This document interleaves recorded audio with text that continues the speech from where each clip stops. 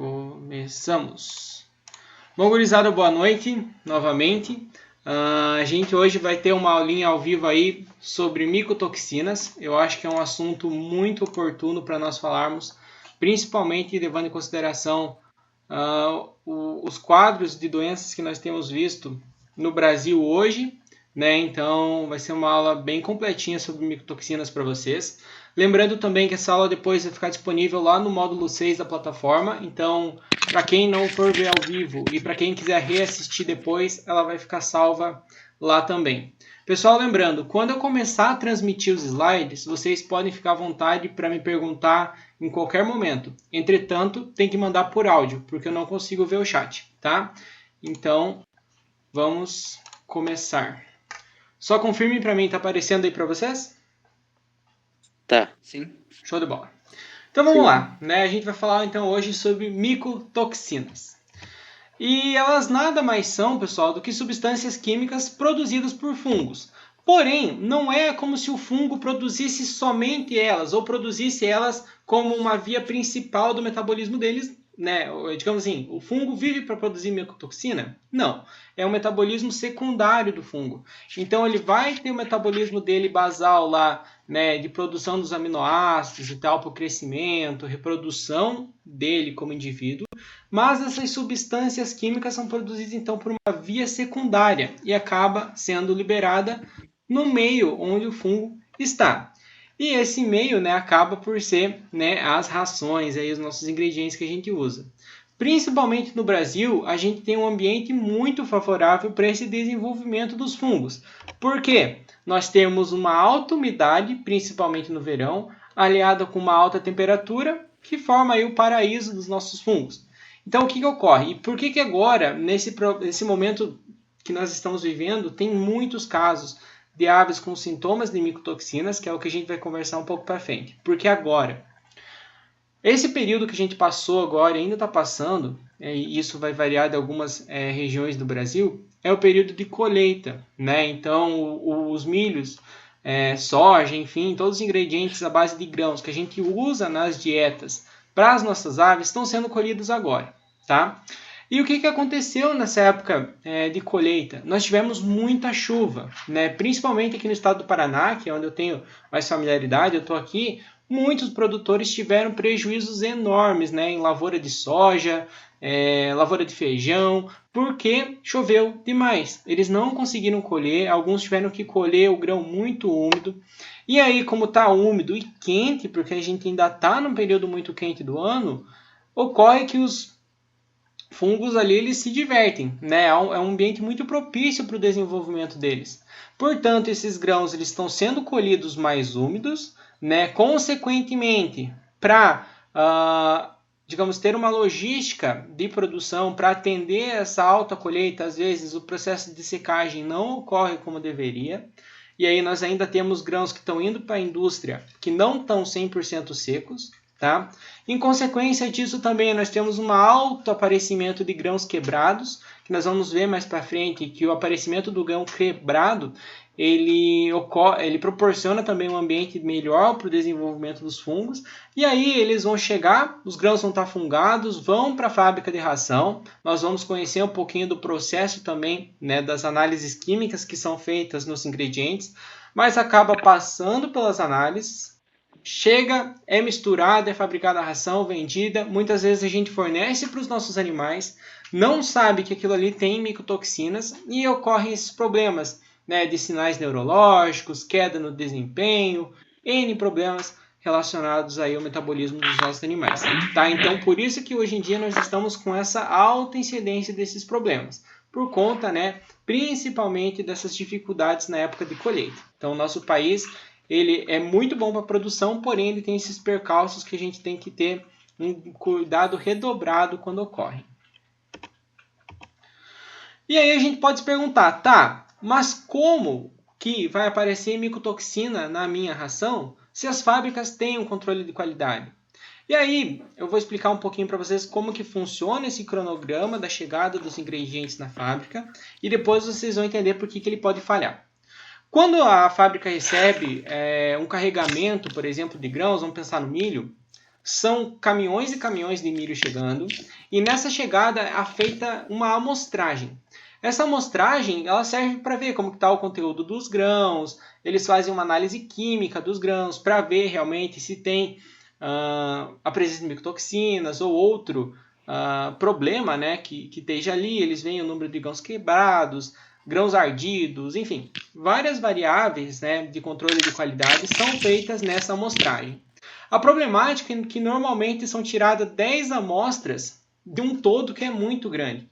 E ocorre que, às vezes, essas amostras não são representativas. Elas buscam ser, é feito sobre um método, porém, ocorre que não é representativo. Então, muitos desses problemas são, sim, né, detectados nesse momento da chegada do ingrediente na fábrica de ração, mas vai passar porque a amostra é muito pequena, considerando o todo de grãos que chega. As marcas que nós temos hoje, né, as empresas que têm uma idoneidade maior, elas têm um controle mais rigoroso. Porém, existem marcas que elas aceitam cargas independentemente da qualidade daquele grão que está sendo fornecido. Às vezes, por ter fechado contratos onde eles tinham uma obrigatoriedade de compra, às vezes porque a demanda está muito alta e eles têm que mandar, né, a produção deles independentemente da qualidade da matéria-prima.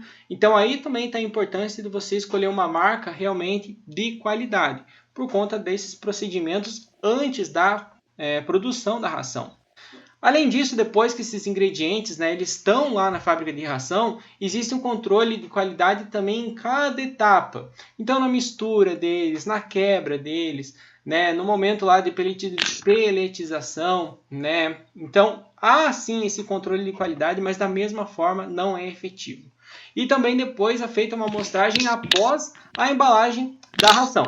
Só que aí nós vamos ter um outro problema que eu vou comentar para frente, é que saiu da fábrica de ração, ela não tem mais um controle. Por quê? Porque aí vai ter os intermediários. Vai ter lá a agropecuária, vai ter o cara que vende a granel. Então ele abre a ração, a gente não sabe direito como que é armazenado isso aí. Então muitas vezes a gente tem uma ração que pode sair da fábrica com qualidade, mas nesse processo de chegar até o criador, né, nesse intermediário, no cara que vende, enfim, a gente pode ter um aparecimento de micotoxinas. Tá bom? Então a fábrica tem um controle de qualidade, só que não é só lá que ocorrem os problemas. Então existem problemas na fábrica? Existem. Mas existem outras, várias, inúmeras variáveis importantes que a gente precisa levar em consideração sobre o aparecimento de micotoxinas e a qualidade dos ingredientes em si.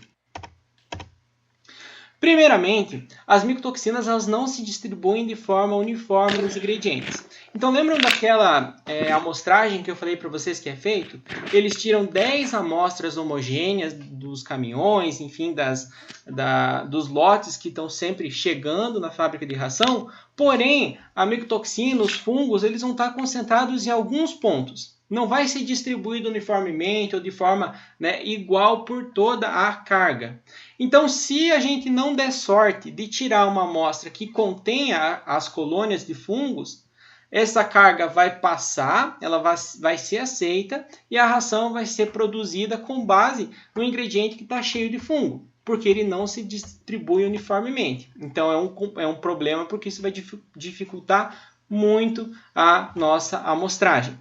E um outro problema que ocorre é que as micotoxinas elas podem se juntar a outras moléculas, principalmente glicosídeos, que fazem com que ocorra um resultado negativo. Porque como essas moléculas estão ligadas a outras, elas não reagem aos testes químicos que a maioria das fábricas de ração produz.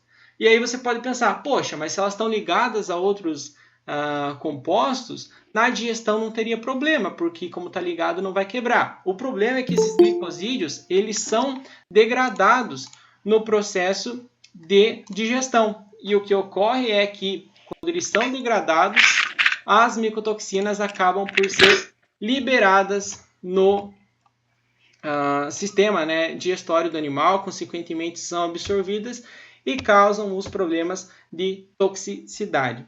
Então, a gente tem controle de qualidade na fábrica de ração? Tem, mas as micotoxinas conseguem burlar todo esse controle que é feito, infelizmente. Então, a gente tem hoje ração chegando à nossa criação que possivelmente tem né, a colonização de fungos e, posteriormente, produção das micotoxinas.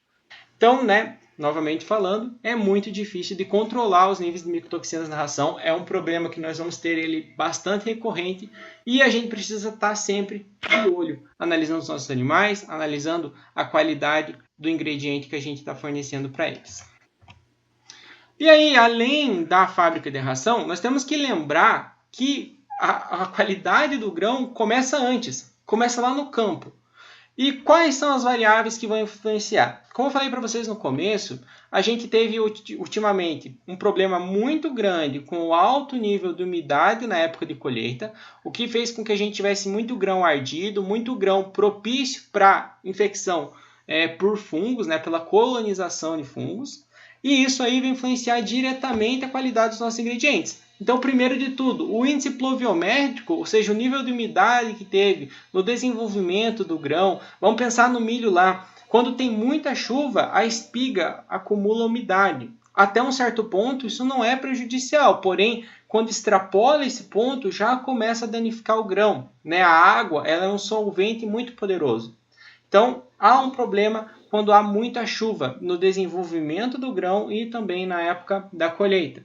Além disso, quaisquer problemas relacionados à erva daninha, inseto, baixa fertilidade do solo, a baixa utilização, por exemplo, né, de agrotóxicos, de pesticidas, enfim, tudo que crie um ambiente mais desafiador para o grão vai propiciar o aparecimento de fungos. Então, nós temos, às vezes, pés muito fracos, né, plantas muito fracas, que acabam, por mantendo a sobrevivência delas, diminuindo a qualidade de grão.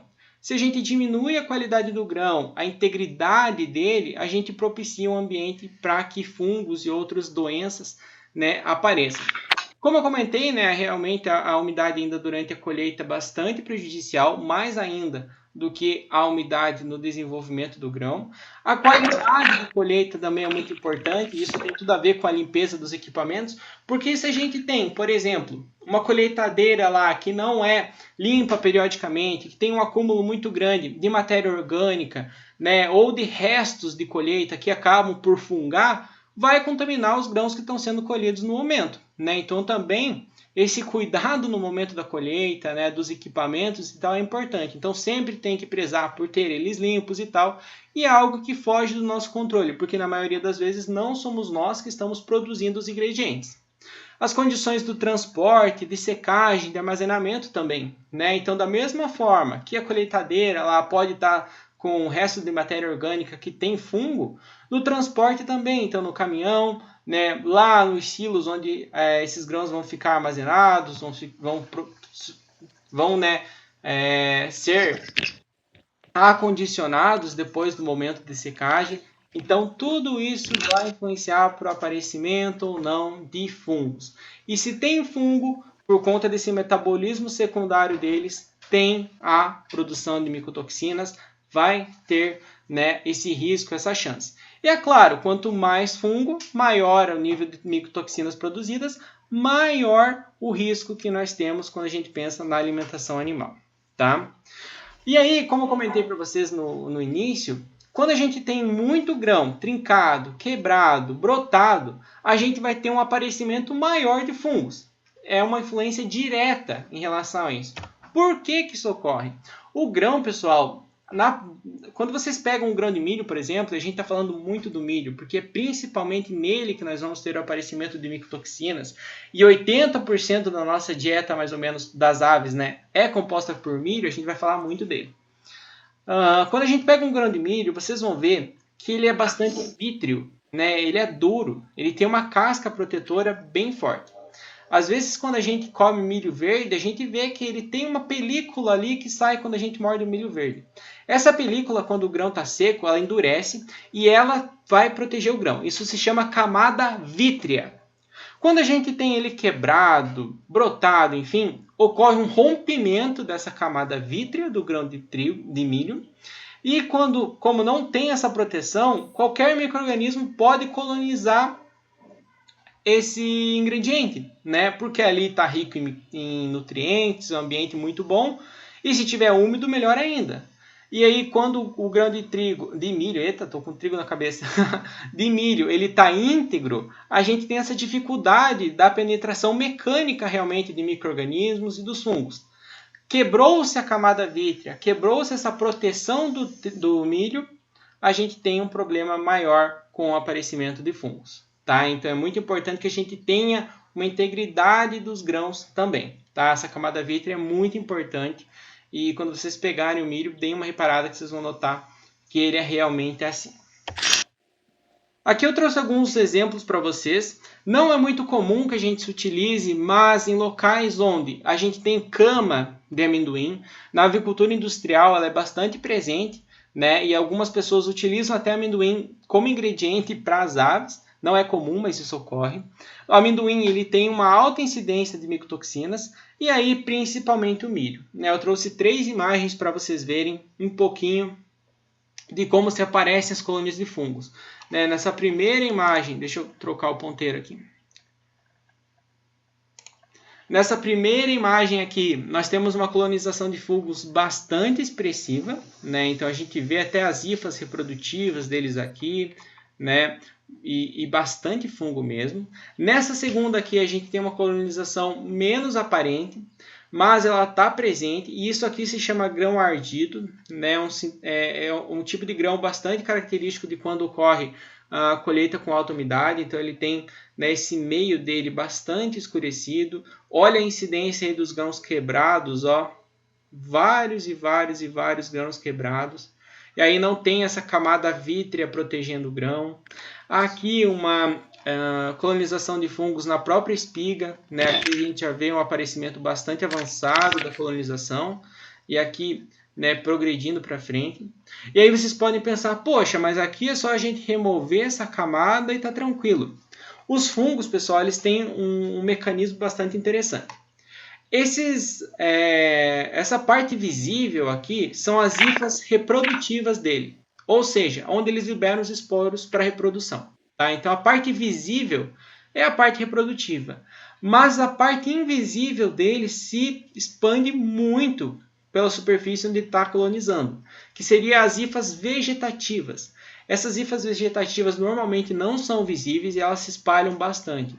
Sabe aquela história de, às vezes, quando o pão bolora, a gente pega e só tirar a parte que está bolorada do pão? Não resolve, porque as hifas reprodutivas estão espalhadas por todo ele. Nos nossos ingredientes, a mesma coisa. Então, poxa, tô vendo aqui, vou retirar essas 2 fileiras aqui, boa. Não, tá? A gente vai ter a presença das hifas vegetativas aqui, que também produzem micotoxinas, tá? Então, é bastante complicado. Quando você vê isso aqui, quase que tem que condenar a espiga inteira, porque vai ter fungo nela toda. E também nós temos que pensar que, além do campo, além da fábrica de ração, nós temos as nossas próprias instalações, porque as aves podem ingerir micotoxinas que não necessariamente estão na ração, mas elas estão nas instalações. Então, às vezes, a gente tem a cama suja com fungo. Isso principalmente ocorre, né, quando a gente tem uma baixa frequência de troca, de limpeza de instalação. Então, é bem comum que a gente veja, com o passar do tempo, lá um bolorzinho na cama, e a ave é curiosa, vai se escalar, vai picar. Lembrem das hifas vegetativas que a gente não vê, mas estão presentes também. E principalmente nesse período de chuva, né? Quanto maior a umidade do ambiente, consequentemente maior o aparecimento de fungos. E não só na cama, né? Nós podemos ter bebedouros e comedouros sujos, né? Vão ter o aparecimento de fungos muito mais no comedouro. Porque às vezes a gente não limpa, ou às vezes molha e forma aquele cascão, assim a gente deixa, lá vai aparecer fungo com certeza. Fungo está em todo lugar. E o problema é que os fungos eles se reproduzem por esporos, e esses esporos viajam pelo ar. Então, por mais que não tenha na instalação, uma hora vai surgir, porque vem pelo ar. Às vezes a gente tem a parede com bolor, né? Quando a gente tem muita tela, não vai ver isso, mas se você já tem tijolo, pode ser que ocorra uma colonização por fungos, né? Se tem alta umidade, também na parede. E isso também vai produzir micotoxinas. Então, um cuidado muito grande. E eu não fiz um slide só para isso, mas também cuidar com o local onde a gente vai comprar a ração. Não só na marca, mas na compra da ração. Né? Porque principalmente quando a gente encontra vendedores que vendem ela a granel, ou seja, você não compra o pacote fechado, você está correndo o risco de lá ter muita umidade, de embaixo do local onde ele guarda ali não ser limpo, né? Ter um acúmulo de colonização de fungos, e aí também o risco é maior. Então, sempre que possível, deem prioridade para a compra de ração em pacote fechado. Ou se você faz a ração em casa também, né? Compre o milho em saco fechado, né? Compre os ingredientes neles assim, que o risco de infecção por fungos é menor. Aqui, pessoal, eu trouxe uma tabelinha que foi adaptada de um arquivo da Embrapa, mostrando para vocês os principais fungos e os micro-organismos, as principais micotoxinas, e os principais micro-organismos que são os produtores delas.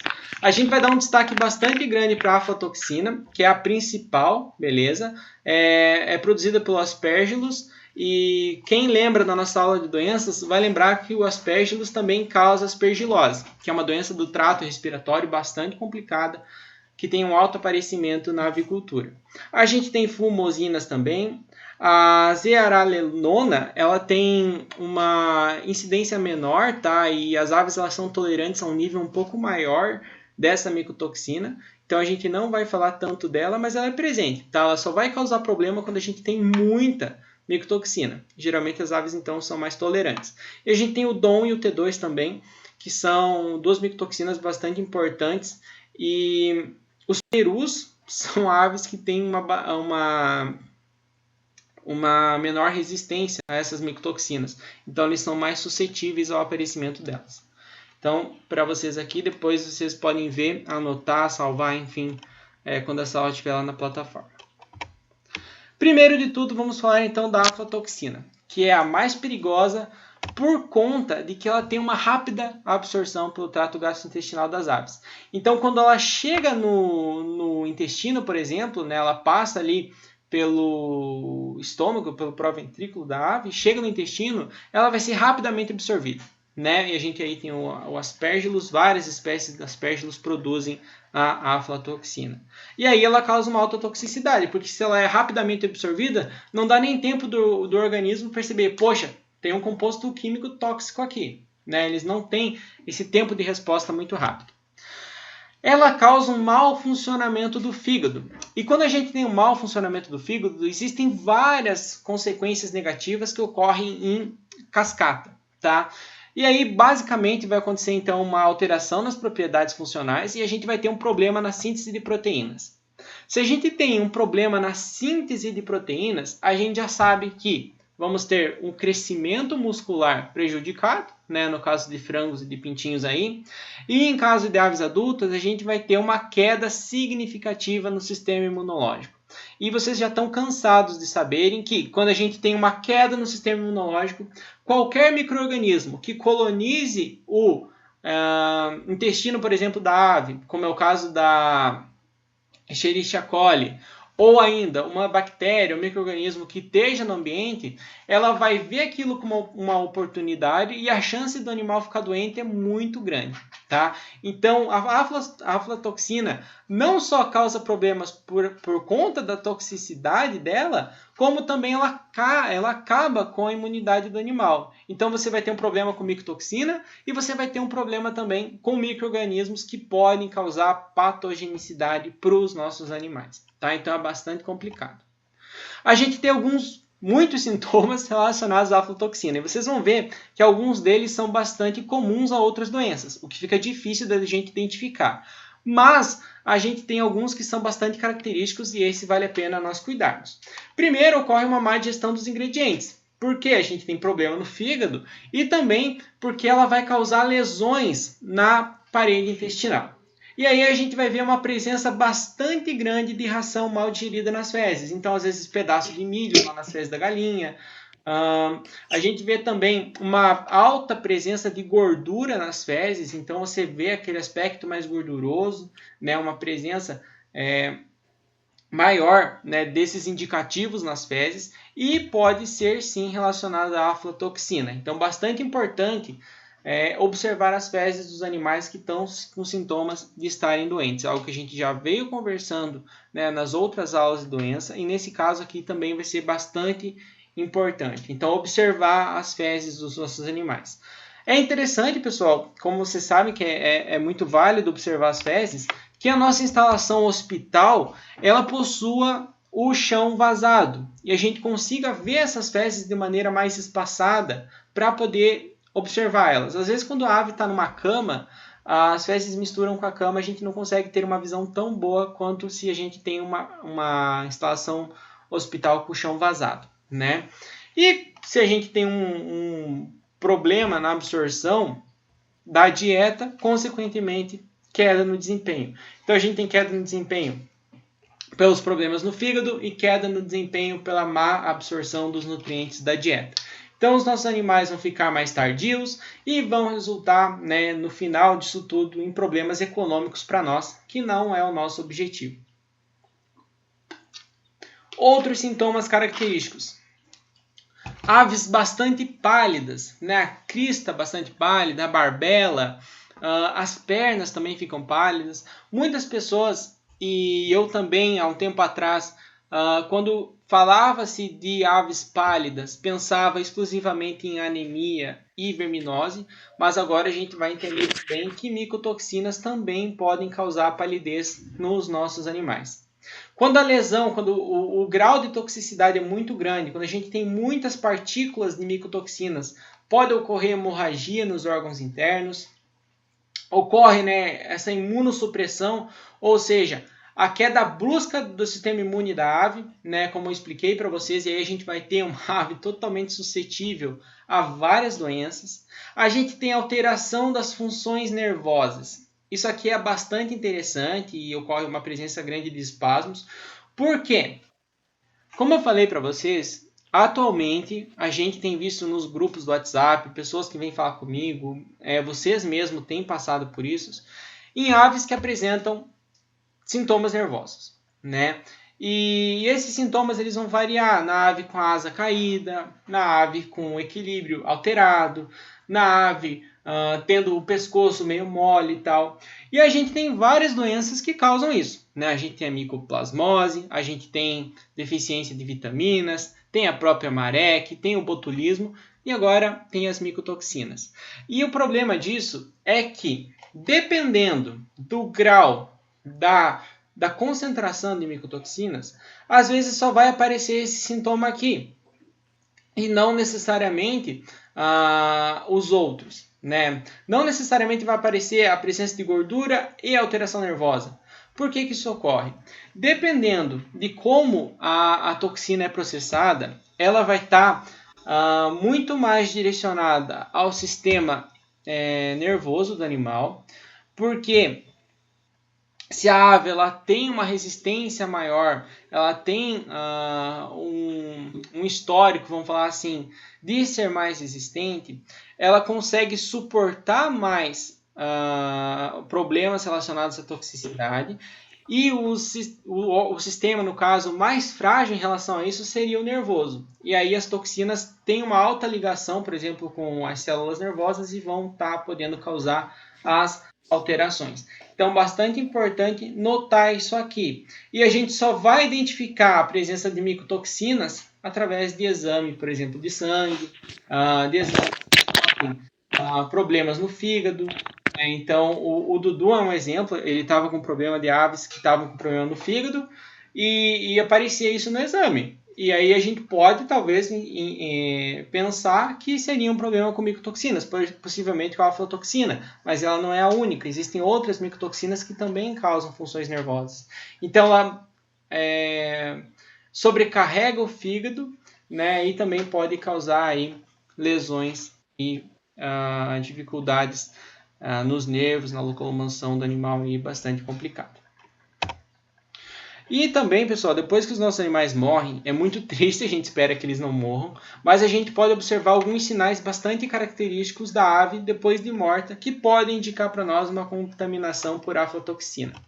Quais seriam eles? Primeiramente, o aumento do tamanho do fígado. Vai ter uma foto aqui para vocês e vocês vão ver como ele fica bastante desconfigurado.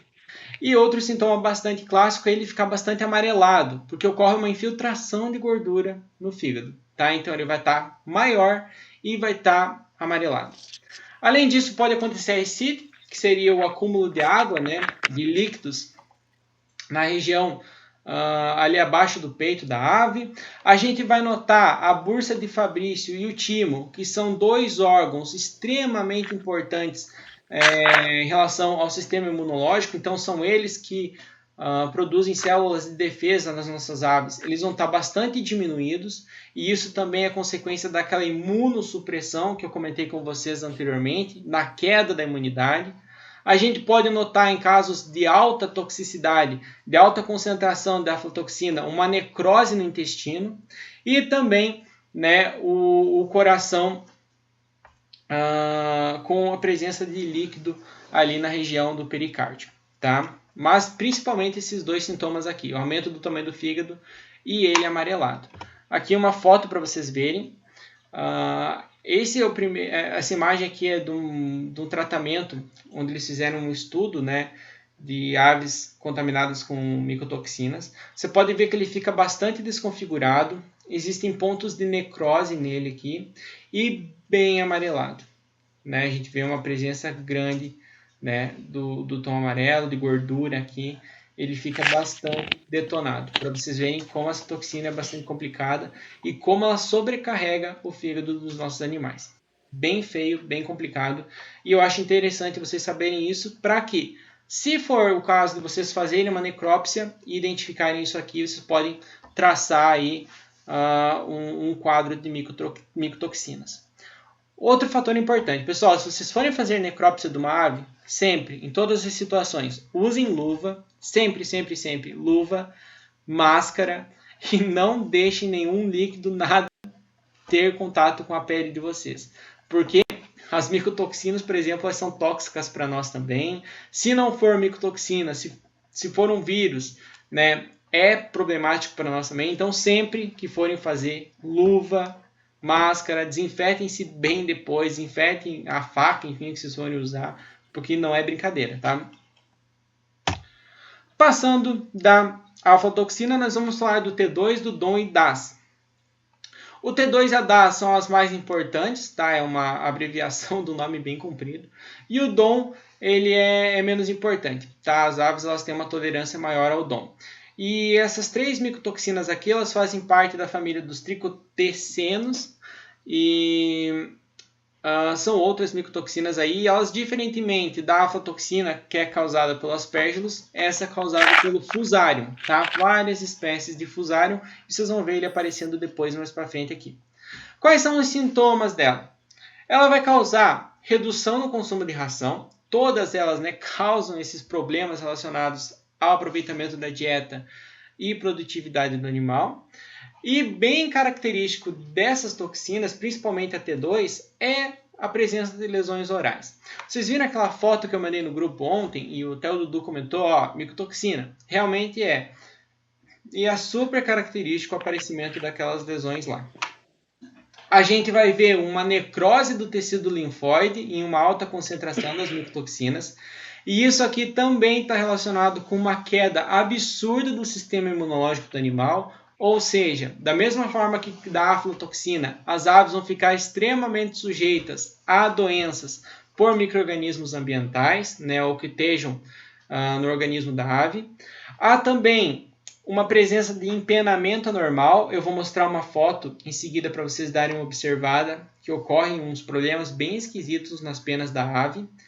A gente vai ver em matrizes a diminuição da espessura da casca dos ovos, tá? Então, quando ela está em contato permanente com essa toxina, a gente vai ver uma queda na qualidade dos ovos. Ocorrem, da mesma forma que da aflatoxina, distúrbios nervosos. Então, a gente vai ver as asas, né, caídas ou em uma posição meio esquisita. A gente vai ver uma ave com uns reflexos estranhos, né, ou às vezes sem reflexo nenhum. A gente vai notar uma neurotoxicidade, né? Então acaba que a ave produz toxinas. Essa toxina ela vai degradando o sistema nervoso do animal, então ele vai tendo doenças crônicas relacionadas ao sistema nervoso, né? E aí a gente não consegue tratar, não acha o que é, e é decorrente da infecção por micotoxinas, né? E também queda nas concentrações de vitamina E. Isso aqui só é visível por um exame de sangue, né? Mas também é importante notar que a deficiência de vitamina E causa N outros problemas, né? Então, é uma decorrência indireta daí da concentração de micotoxinas dos tricotecianos aí nas aves.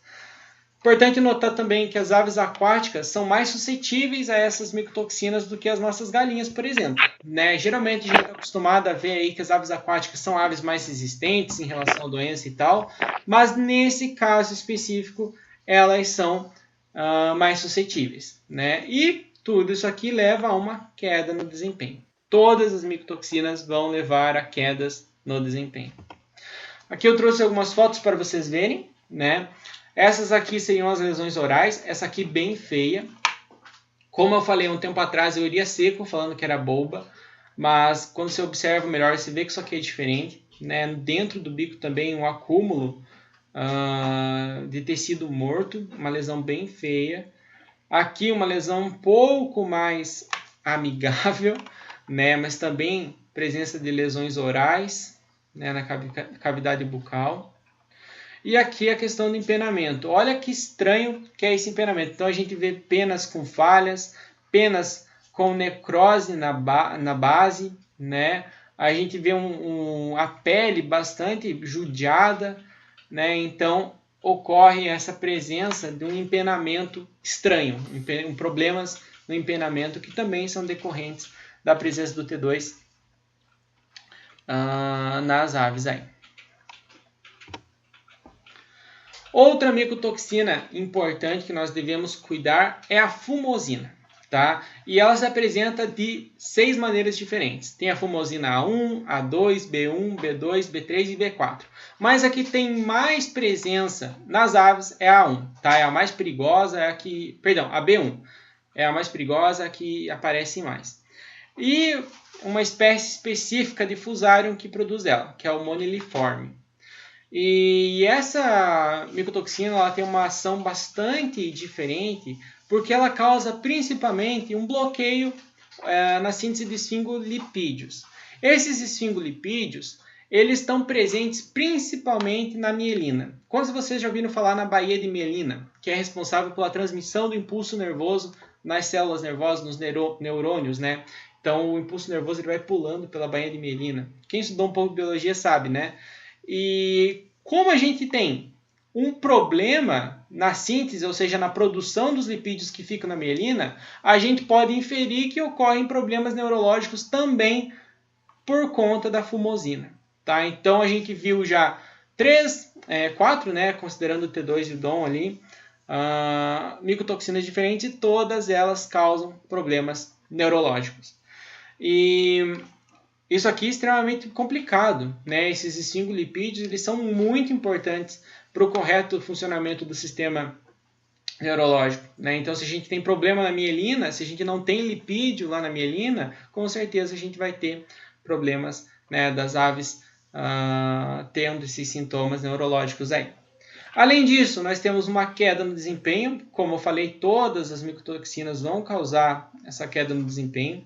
A gente tem um aumento no peso dos rins, do fígado, do proventrículo e da moela. Isso aqui a gente vai ver na ave quando ela morrer, né? Se a gente fizer a necrópsia dela. Então a gente vai ver que eles vão estar maiores, mais pesados.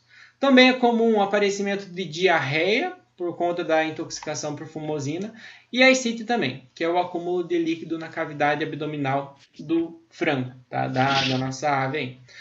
E a fumosina também, ela dificilmente vai aparecer sozinha. Então, se aparecer a fumosina, possivelmente ela vai estar associada com outras micotoxinas, com a aflatoxina, com o T2, por exemplo. Então, bastante complicado o diagnóstico, porque todas elas têm os sintomas neurológicos. Então, qual que é a certa? Qual que está causando problema? É realmente micotoxina? Difícil saber e impossível dizer sem um exame de sangue, né, para a gente ter essa presença ou não delas. E Luiz, Já que elas são tão perigosas, já que a gente não consegue controlar, existe um nível aceitável de micotoxina? Existe.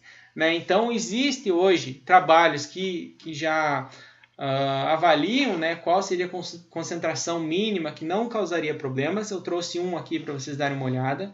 Isso aqui é partículas por bilhão, se eu não acredito. Tá? Então, quanto de toxina tem que ter para influenciar negativamente os nossos animais. Então, aqui eles avaliam a aflatoxina, a fumosina, o DOM, o T2, a ZLA e o DAS.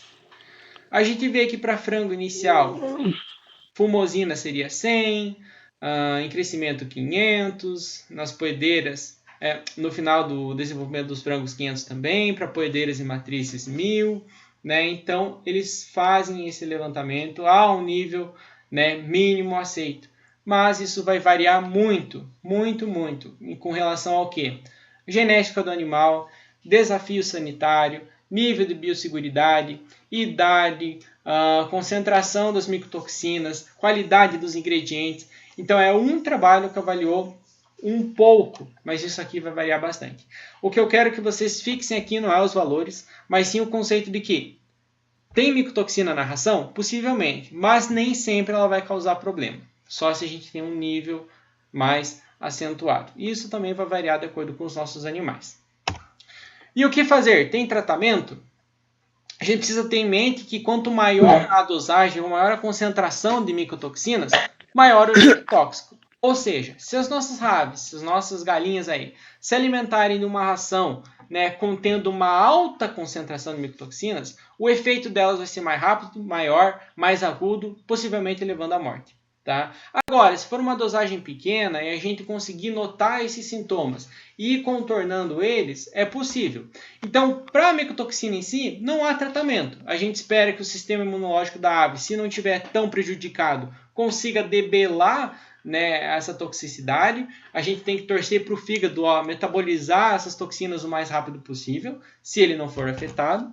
E a gente tem que prevenir, né, principalmente prevenir. Como? Com a limpeza do ambiente, cuidar no armazenamento da ração. Então, quando a gente comprou a ração, como que a gente armazena? Pelo menos 10 centímetros de altura das paredes e 10 centímetros de distância, 10 centímetros de altura do chão e 10 centímetros de distância das paredes, para que não tenha contato com umidade, né, para tentar propiciar uma maior ventilação, né, próxima à ração. A gente tem que observar a ração. Abrir o pacote lá, dá uma olhada, vê se tem fungo, se não tem. Se você abrir o pacote da ração e tem fungo, vai lá, reclama com quem você comprou, fala que quer trocar o pacote. Se você abriu aquela ração e deixou no ambiente muito úmido e você notou o aparecimento de fungo, não use. Né? Ter o controle da umidade, não só na instalação, mas aonde você faz a armazenagem também.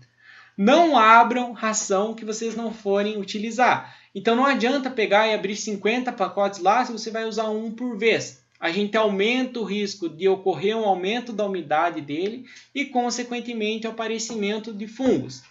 E também, como eu comentei anteriormente, evitar a compra dela a granel. Né? Se você for comprar ração, compre o pacote fechado, porque se está em granel, a gente não tem controle de como ela está lá, quanto tempo está, se tem muita umidade ou não. Em relação ao tratamento, a gente pode medicar alguns sintomas. Né? Então, o Dudu ontem comentou com a gente lá, que fez a remoção mecânica da pele necrosada na lesão oral, que tratou com antibiótico e tal. Então a gente consegue, dependendo do grau da toxicidade, fazer com que a ave vá recuperando aos poucos. A gente pode dar vitamina, a gente pode dar alguns desintoxicantes para ela, né? Água com limão. Algumas pessoas usam carvão ativado, porque ele tem realmente essa capacidade de dar absorção de toxinas, né, que estão no trato gastrointestinal do animal. Então existe essa possibilidade de tratar o animal se ele tem sintomas leves. E principalmente cuidar e entender de onde que veio esse problema com as micotoxinas, né? E aí corrigir o problema. E também a gente pode prevenir com o uso de adsorventes na ração. O grande problema é que isso é caro. Se você compra uma ração que possui adsorventes, ela vai ter um maior valor. E se você for colocar isso de forma externa, também vai ser um pouco mais caro. Eu indico isso para locais ou para criações que têm um problema recorrente com micotoxinas. Se você não tem, não é necessário, tá? Porque ele vai encarecer. Um adsorvente bastante comum é alguns compostos com base de argila. A argila ela tem essa capacidade de fazer com que as substâncias se liguem a ela, principalmente as tóxicas. Então existem hoje adsorventes à base de argila, mas existem também adsorventes que são à base de algas, enfim, várias opções, mas é caro. Em suma, o que é importante nós sabemos sobre micotoxinas? Elas sempre vão aparecer, sempre vai ter na ração. Por quê? Porque os métodos de controle conseguem ser driblados por elas. Existe um nível aceitável de micotoxina que o animal pode ingerir sem ter problema, passando desse nível é problemático. A gente tem que entender que hoje muitos sintomas que as aves têm podem não ser decorrentes de doenças e sim, mas sim de toxinas, e que a gente precisa ter um controle, uma observação muito grande, principalmente nos alimentos que a gente dá para os animais. Então, ver se eles não estão úmidos, ter uma limpeza periódica, né, dos comedouros, principalmente, da cama, e cuidado com as marcas e local de onde a gente compra ração. O conteúdo de hoje da live, né, da nossa aula ao vivo, termina aqui. Agora eu fico, né, a critério de vocês, dúvidas que surgirem, comentários que vocês queiram deixar. Fiquem bastante à vontade aí, gurizada. A ração granel que você falou é a paletizada, ó, a peletizada. Não, ração em granel é o seguinte. Você chega lá na agropecuária, por exemplo, e você pede 5 quilos de ração. Em vez do vendedor te dar o pacote fechado de 5 quilos, ele vai lá e pega 5 quilos e pesa numa balança. Então ele pega no local, geralmente, pelo menos onde está a criação lá no rancho, quem vende a granel, eles têm balcões assim que tem bastante ração armazenada nos balcões. Eles pegam lá com concha e vai colocando. Esse tipo de ração que é interessante evitar. Eu tenho uma agropecuária que tem a marca da Anhambi, né? Agora eu vou começar a comprar com ele. Vale a pena. Daí eu vou, para as de postura, eu compro a paletizada, né? Que é aquela que é de grão, só que em pacotes fechados. Isso. E para os frango e pintinho tem que ser afarelado, né? Não tem outra opção. Não, mas em relação à granulometria da ração, ela ser farelada ou peletizada não tem problema. A questão mesmo é ser preferencialmente em pacote fechado. Se for em pacote fechado, tá show de bola. Outra coisa é a validade da ração, né? Essas rações que a gente compra sempre vem com a data de validade. Às vezes, se tiver vencido, tem que comunicar que eles trocam e daí volta para a fábrica e faz todo o processo lá de novo. Com certeza, bem importante isso, esqueci de comentar na live. E realmente tem que olhar, né? Não custa a gente olhar, não custa quando abrir dar uma observada também, né? Pode evitar muita dor de cabeça. Bem pontuado, Marcos. Sobre essa questão do carvão, ela não é totalmente confirmada, mas acho bom usar um antitóxico, né? Um Mercepton, se eu me lembro bem, ele é bem utilizado nessa categoria, né? Justamente Sim, para dar uma aliviada. é verdade. Acontece muito das pessoas usarem bastante outros animais, mas galinha não, não é tão receptível ao carvão também, não. E até porque o Mercepton você tem ou qualquer outro antitóxico, você tem uma efetividade mais comprovada. Com certeza. Eu li realmente que o carvão ele tem uma ação bem baixa comparado, por exemplo, a outros adsorventes, né? Mas às vezes na hora você só tem isso, usa, que é mais garantido. E também o teu gancho me lembrou de outra coisa. Existe um outro medicamento que eu até passei pro Dudu chamado Citoneurin. Esse medicamento que me indicou foi uma professora minha. E para aves que têm problemas neurológicos, que você vê que ela está com uma sintomatologia de lesão neurológica, né, problema nervoso, você pode administrar esse remédio que ele tende a dar uma ajudada para recuperar o sistema nervoso do animal. É Citoneurin o nome. Valeu, Guilherme, pelo gancho aí. Mais algo, gurizada? Tem um amigo meu aqui que perdeu 20 vacas e 8 garrotes com problema de bolor na silagem. Bem aparente, né? E o bolor na silagem, ele ocorre, é um pouco diferente, mas ele tem tudo a ver com o aparecimento de fungo também. O fungo, ele gosta muito do oxigênio. Além da temperatura e umidade, ele gosta de oxigênio. Se tiver oxigênio, ele gosta. E na silagem, o que a gente busca é uma fermentação anaeróbica, ou seja, a ausência de oxigênio. Quando ocorre a entrada de oxigênio por problema de vedação, baixa compactação da silagem e tal, lá tem calor, lá tem temperatura, tem o substrato fértil, vamos falar assim, para o fungo, e ele vai ser produzido. E aí, entrando na nutrição de ruminantes, a gente vai ver uma presença bastante grande daqueles fungos brancos e tal, bastante presença do fusário, e aquilo tem que ser removido. Se não for, causa um problemão. É o mesmo princípio da ação das micotoxinas para frangos, e em bovino também é bastante complicado. Então, aqui eu também já perdi 2 galinhas. Uma sedosa e uma polonesa, por causa dessas microtoxinas, né? Daí a terceira também quis pegar, mas eu achei melhor, né? Chamar um veterinário. Daí ele aplicou o antitóxico. Acho que foi não sei quem que falou ali, né? Um vidrinho amarelo, acho. Deu 3 doses ali, né? Cada 8 horas e resolveu. Realmente, a gente tem uma melhor ação se diagnosticado rápido e se tem uma dosagem mais baixa de toxina no sistema da ave, né? E importante isso de tentar entrar em contato com o veterinário, principalmente para diagnosticar realmente, né, que é micotoxina, porque se a gente não consegue diagnosticar, fica um negócio assim, poxa, será que é? Será que é botulismo? Será que é outra coisa? Então, bastante interessante e uma pena que perdeu ainda 2, né? Estava no começo da criação também, né? Não sabia lidar direito. Sim. Mas agora estou pegando jeito, né? Que bom. E serve como aprendizado, né? Na verdade, todos esses problemas, eles ajudam a gente, por mais que ninguém quer passar por problemas, mas eles ajudam porque ensina bastante, né? Pra gente ir aprendendo com eles e ir corrigindo sempre.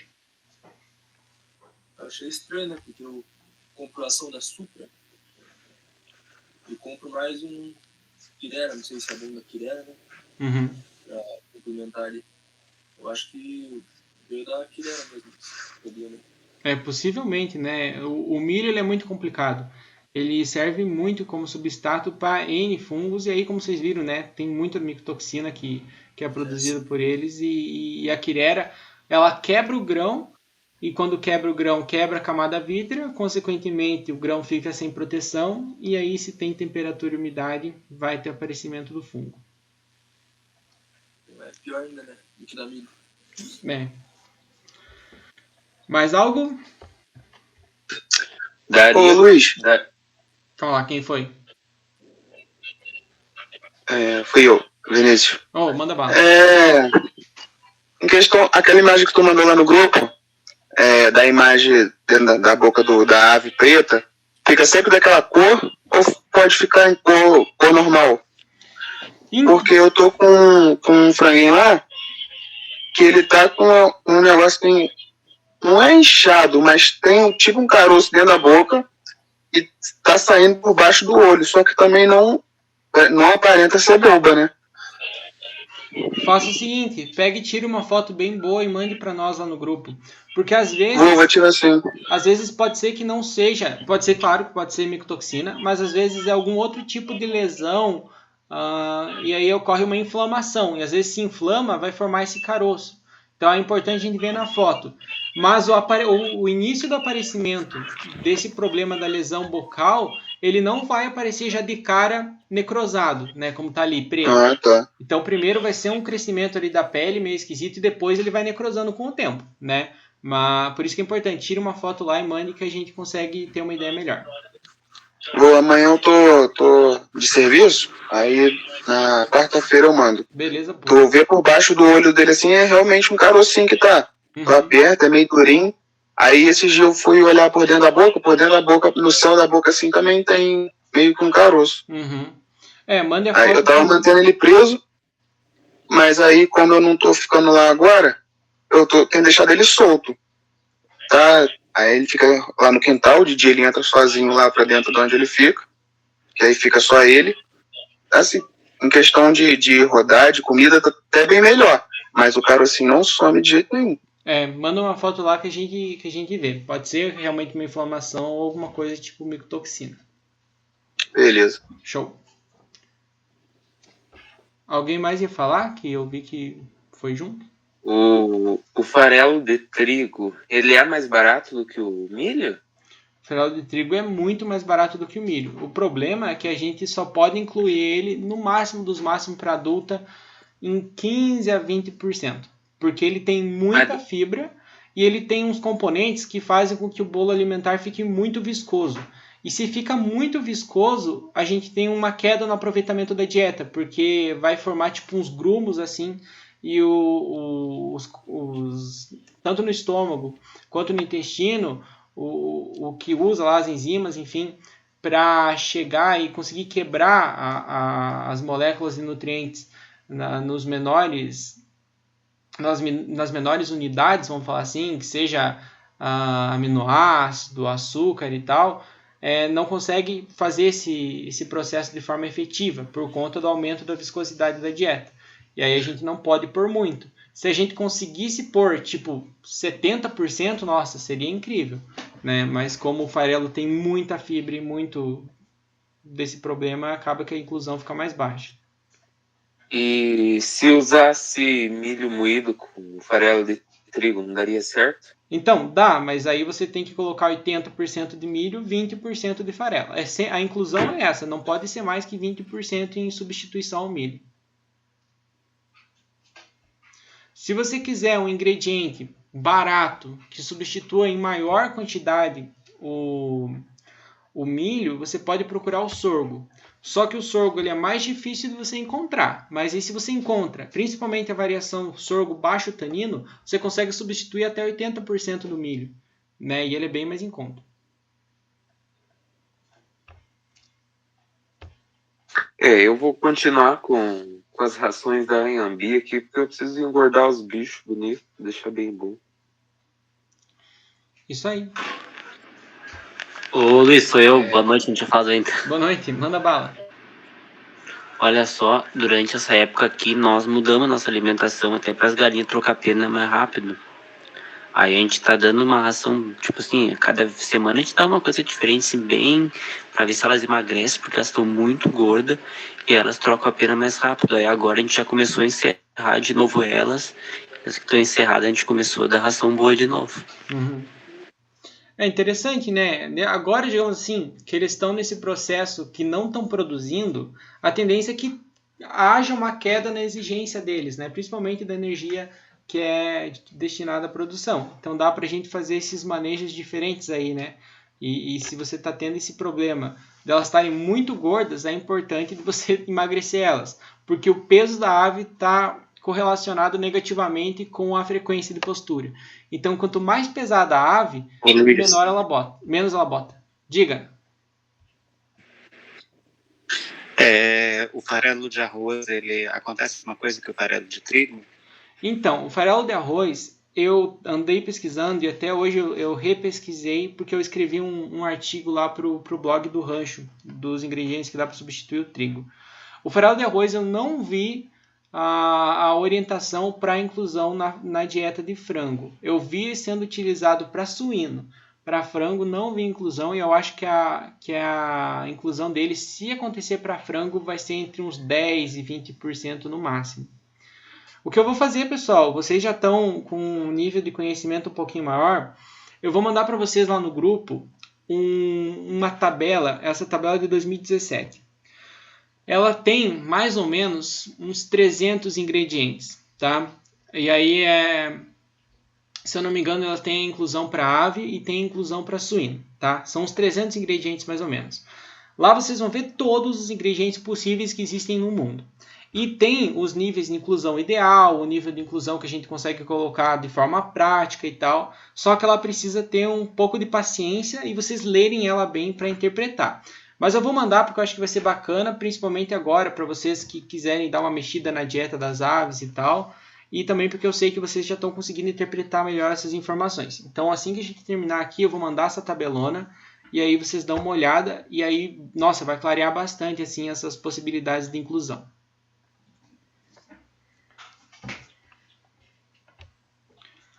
Mais alguma coisa?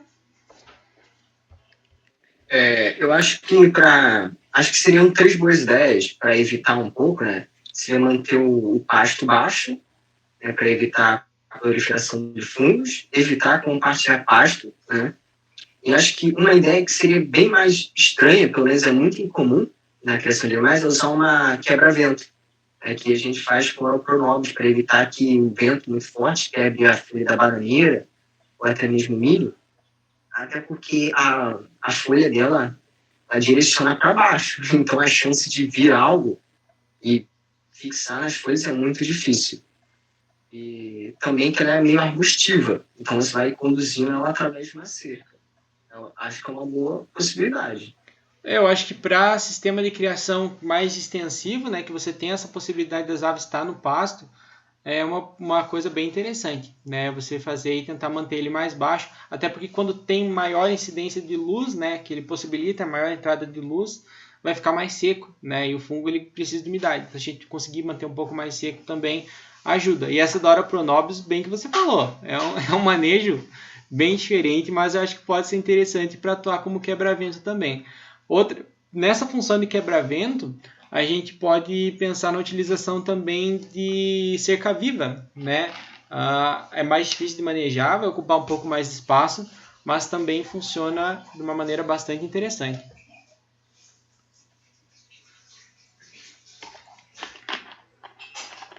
É isto? Algo mais? Acredito que seja isso então. Pessoal, muito obrigado pela presença de todos. Deixa eu fechar a nossa